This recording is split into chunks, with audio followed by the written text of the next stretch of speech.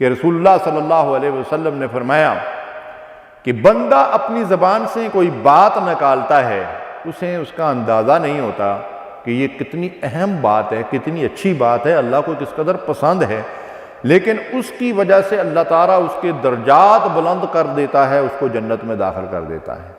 اور بندہ لاپرواہی سے اپنی زبان سے کوئی بات نکالتا ہے، اس کو اندازہ نہیں ہوتا کہ یہ کتنی اللہ کے نزدیک ناپسندیدہ بات ہے، لیکن اس کی وجہ سے وہ شخص جہنم واصل ہو جاتا ہے، وہ بات اسے جہنم میں پہنچا دیتی ہے۔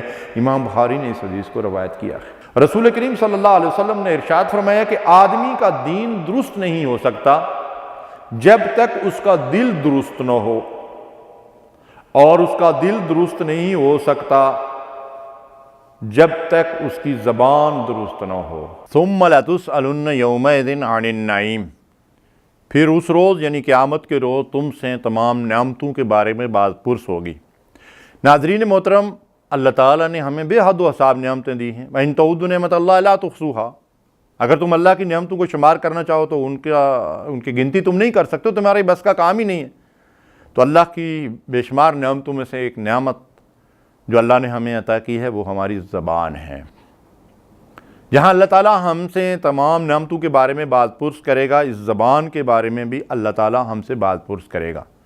ارشاد باری تعالیٰ یوم تشہد علیہم السنتہم وایدیہم وارجلہم بما کانوا یعملون، سورہ نور کی آیت نمبر 23 ہے۔ ارشاد باری تعالیٰ ہے کہ جس روز ہم ان سے گواہی لیں گے، ان کی زبانوں سے، ان کے ہاتھوں سے، ان کے پاؤں سے، ہر اس چیز کے بارے میں جو انہوں نے کی ہوگی، جو عمل انہوں نے کیا ہوگا۔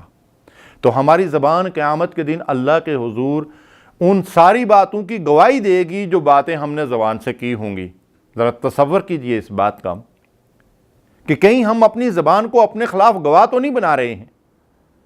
اگر ہم نے اس سے جھوٹ بولا، مکاری کی، دوسروں کے ساتھ فریب اور دھوکے کیے، وعدہ خلافیاں کی، اور ہم نے اس سے غیبتیں کی اور چغلیاں کی، ہم نے اس سے فحش اور بے حیائی اور گالی گلوچ کی، اور ہم نے اس زبان سے وہ سارے کام لیے جن کو اللہ اور اس کا رسول ناپسند کرتے ہیں، تو قیامت کے دن اللہ کے حضور یہی زبان ہمارے خلاف گواہ بن جائے گی۔ اس لیے کہ جب اللہ تعالیٰ ہمارے اعضاء سے گواہی لیں گے تو جسم کا ہر حصہ حق بات کی گواہی دے گا، اس لیے کہ وہ حق کے سوا بول ہی نہیں سکے گا۔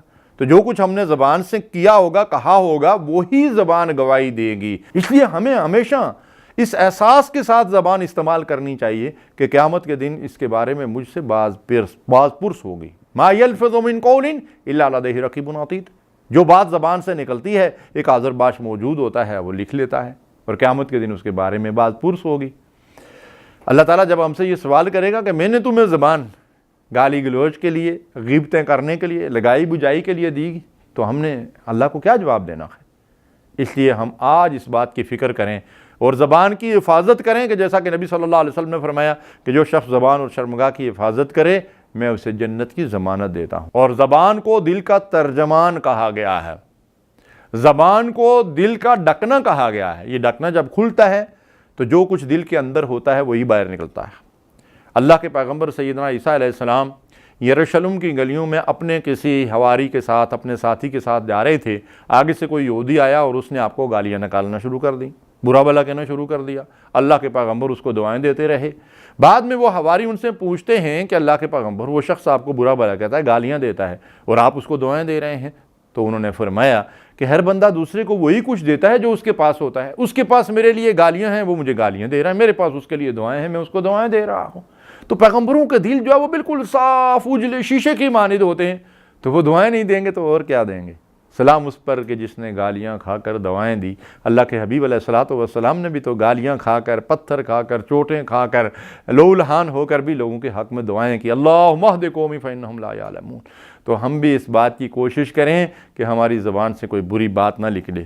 اللہ کے نبی صلی اللہ علیہ وسلم سے پوچھا گیا، حضرت عقبہ بن عامر رضی اللہ تعالیٰ عنہ نے سوال کیا کہ یا رسول اللہ صلی اللہ علیہ وسلم راہ نجات کیا ہے؟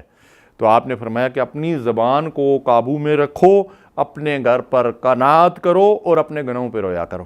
3 نسخے بتا دیے۔ زبان پر قابو رکھو، فضول باتیں اس سے نہ کیا کرو، اور دوسری بات ارشاد فرمائی کہ گھر پر قناعت کرو، یعنی غیر ضروری طور پر گھروں سے باہر نکلنا، بازاروں میں گھومنا، ادھر ادھر جانا، وقت کو ضائع کرنا، اس سے اپنے آپ کو بچاؤ، اور فرمایا کہ اپنے گناہوں پہ رویا کرو۔ گناہ کرنے کے لیے آدمی تنہائی تلاش کرتا ہے، رات کا اندھیرا دیکھتا ہے، تو ہمیں چاہیے کہ تنہائی میں اللہ کو یاد کر کے رویا کریں، کہ نبی صلی اللہ علیہ وسلم کا فرمان ہے کہ جس آنکھ سے اللہ کے ڈر سے آنسو رواں ہوتے ہیں، اس آنکھ کے اوپر اللہ تعالیٰ نے جہنم کی آگ حرام کر دی ہے۔ تو رسول اللہ صلی اللہ علیہ وسلم نے یہاں فرمایا کہ اپنے گناہوں کو یاد کر کے رویا کرو۔ حضرت معاذ رضی اللہ تعالیٰ عنہ نے پوچھا کہ یا رسول اللہ صلی اللہ علیہ وسلم، جو کچھ ہم بولتے ہیں کیا وہ لکھ دیا جاتا ہے؟ تو حضور نے فرمایا معاذ، تیری ماں کا بھلا ہو، لوگ اپنی زبانوں ہی کی وجہ سے اوندے منہ گھسیٹ کر جہنم میں ڈال دیے جائیں گے۔ استغفر اللہ، زبان کی وجہ سے اوندے منہ گھسیٹ کر جہنم میں ڈال دیے جائیں گے۔ تو ہمیں چاہیے کہ اپنی زبان کو لگام ڈالیں۔ لقمان حکیم جو ہیں ان سے ان کے آقا نے کہا کہ بکری ذبح کر کے جو اچھی چیز ہے وہ پکا کر لے آؤ، تو وہ زبان پکا کر لے آئے۔ پھر کبھی اس نے فرمائش کی کہ اچھا جو اس کے گوشت میں سب سے خراب چیز ہے وہ پکا کر لے آؤ، تو وہ پھر زبان ہی پکا کر لے آئے۔ تو اس نے پوچھا کہ اس میں کیا راز ہے؟ تو اس نے کہا کہ سب سے اچھی چیز بھی یہی ہے اور سب سے خراب چیز بھی یہی ہے۔ تو یہ زبان جو ہے، اس کے بارے میں کسی حکیم نے بڑی پیاری بات کی کہ زبان شیریں ملک گیریں، یعنی زبان کو میٹھا کر لو تو تم لوگوں کے دلوں میں گھر کر لو گے۔ اور اللہ کے حبیب علیہ الصلاۃ والسلام کی جو زبان مبارک تھی، اس کے اندر بڑی مٹھاس تھی، بڑی حلاوت تھی، بڑے پیار و محبت جو ہے ان کی زبان سے جو ہے وہ دوسروں کے لیے اظہار ہوتا تھا، اور اسی کے ذریعے سے آپ نے لوگوں کے دل جیتے تھے۔ تو محترم سامعین کرام، ہمیں چاہیے کہ اپنی زبان کی حفاظت کریں۔ اللہ کے نبی صلی اللہ علیہ وسلم نے فرمایا المسلم من سلم المسلمون من لسانہ و یدہ، مسلمان وہ ہے، یعنی وہ مسلمان جو اللہ کا پسندیدہ مسلمان ہے، کہ جس سے ہاتھ اور زبان سے دوسرے مسلمان محفوظ رہیں۔ تو ہمیشہ اس بات کی کوشش کیجئے کہ اپنی زبان سے کبھی کسی مسلمان کو ایذا اور تکلیف نہ پہنچائیں۔ اللہ تعالی ہمیں اپنی زبان کی حفاظت کی توفیق دے۔ وصلی اللہ علی نبینا محمد۔ اللہم صلی علی سیدنا محمد